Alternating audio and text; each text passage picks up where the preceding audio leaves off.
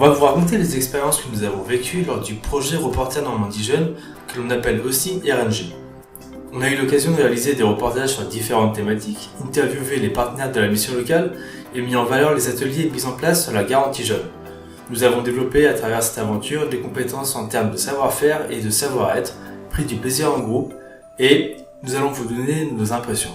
Le fait de travailler ensemble dans une bonne ambiance, on rigolait et ça a permis de créer un bon esprit de groupe.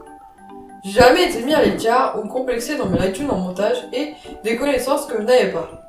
Les Olympiades des métiers, comme le Forum de l'emploi, m'ont permis de découvrir l'univers de l'audiovisuel et je me suis rendu compte que le travail d'équipe est indispensable pour être efficace dans ce genre de projet. Personnellement, je suis arrivée sur la fin du projet RNJ où on m'a directement mise dans l'action, une semaine avant le forum. Il y avait des vidéos qui n'étaient pas terminées et tout le monde s'aidait pour les rendre à temps pour le plateau télé. Avant de rejoindre le projet RNJ, je faisais du montage vidéo en autonomie. Le projet m'a permis de m'ouvrir aux autres en partageant mes connaissances. Au début, j'ai pensé ne pas être à la hauteur, mais mes compétences ont été valorisées et toutes les vidéos que j'ai montées ont été utilisées. Pour moi, ça veut dire que le travail a été bien fait. Je veux continuer dans ce domaine, je suis persévérant et avoir l'avis de personnes extérieures me motive. Sur la première réunion que j'ai faite, on était une bonne douzaine avec les jeunes, les services civiques et les conseillers. J'avoue que c'était impressionnant. Par contre, c'est un peu dommage parce qu'il n'y avait pas énormément de filles. Mais au final, j'ai été intégrée directement et on m'a expliqué les projets qui étaient en cours. Du coup, j'ai un peu vécu l'aventure comme les autres, comme si j'étais là depuis le début. C'était intéressant et en même temps rassurant.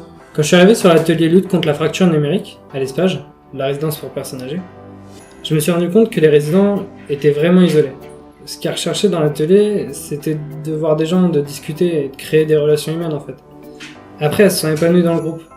J'ai pu comprendre les sentiments de ces personnes âgées grâce à cette expérience. Quand j'ai participé à l'interview du président de l'association L'Oiseau Bleu dédiée aux personnes souffrant de troubles du spectre autistique, j'ai pris connaissance de la façon dont ces personnes voient la vie.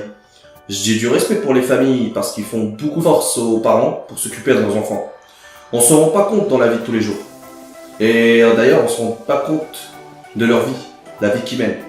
On a interviewé un jeune qui vient de Syrie et il a voulu construire son projet professionnel en France. Ça s'est très bien passé pour lui parce que j'ai beaucoup de respect pour lui. Il a réussi à s'en sortir, à apprendre le français, trouver un stage, une formation et puis même en très peu de temps un emploi. C'est incroyable. Il a fallu que je m'adapte très rapidement aux différentes situations du projet. RNJ te demande d'être polyvalent en fait, ou du moins de le devenir. Il faut aussi être productif car on a des délais à respecter, des contraintes de temps.